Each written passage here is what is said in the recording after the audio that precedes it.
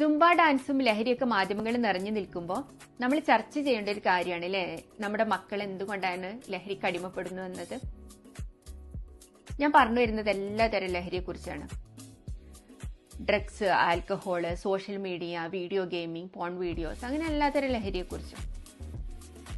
നമ്മളെ മക്കള് കൗമാരപ്രായത്തിലെത്തുന്നതോടുകൂടി വല്ലാത്തൊരു തരം മാനസികാവസ്ഥയിലൂടെയാണ് കടന്നു പോകുന്നത്. അമിതമായ ഉത്കണ്ഠയും ഏകാന്തതയും ദുഃഖവും ഒക്കെ അവർ ബാധിക്കുന്നുണ്ട്.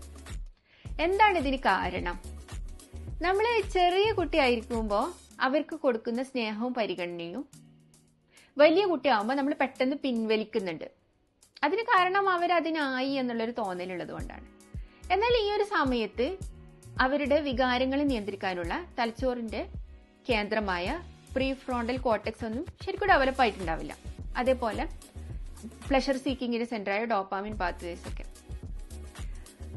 പലപ്പോഴും നമ്മള് വീട്ടില് കുട്ടീന്റെ നെഗറ്റീവ് കാണുമ്പോൾ നമ്മൾ കുട്ടീനെ അത് കറക്റ്റ് ചെയ്യാൻ വേണ്ടിയിട്ട് ശ്രമിക്കാറുണ്ട്. എന്നാൽ ആ ഒരു വ്യഗ്രത കുട്ടി ഒരു നല്ല കാര്യം ചെയ്യുമ്പോൾ അപ്രീഷിയേറ്റ് ചെയ്യാനോ അഭിനന്ദിക്കാനോ ഒന്നും എടുക്കാറില്ല. അപ്പൊ ഓട്ടോമാറ്റിക് ആയിട്ട് കുട്ടീനെ അംഗീകരിക്കുന്ന ഒരു പിയർ ഗ്രൂപ്പിൽ എത്തിപ്പെടും. ഈ സൗഹൃദ വലയത്തിന് ആർക്കെങ്കിലും എന്തെങ്കിലും അഡിക്ഷൻസ് ഉണ്ടെങ്കിൽ അത് ഓട്ടോമാറ്റിക് ആയിട്ട് കുട്ടിയിലേക്കും വരും. അപ്പൊ നമ്മൾ വീട്ടിൽ ചെയ്യേണ്ടത് കുട്ടിയെ നന്നായിട്ട് സ്നേഹം എക്സ്പ്രസ് ചെയ്യാം, അവരോട് കാര്യങ്ങൾ തുറന്ന് സംസാരിക്കുക. ചുറ്റിലും കാണുന്ന കാര്യങ്ങൾ, അവരുടേതായ കാര്യങ്ങളും അവരോട് തുറന്ന് സംസാരിക്കാം.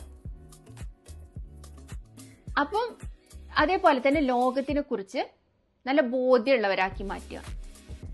അപ്പൊ നമ്മൾ വീട്ടിൽ അംഗീകരിക്കുക, സ്നേഹിക്കുകയൊക്കെ ചെയ്യുന്നതോടുകൂടി ഓട്ടോമാറ്റിക് ആയിട്ട് നല്ല കുട്ടിയാവുക എന്നുള്ളതിൽ കുട്ടി ആനന്ദം കണ്ടെത്തും. അങ്ങനെ കുട്ടികള് നല്ല ലക്ഷ്യബോധമുള്ള, സാമൂഹിക പ്രതിബദ്ധതയുള്ള നല്ല കുട്ടികളായിട്ട് വളരും.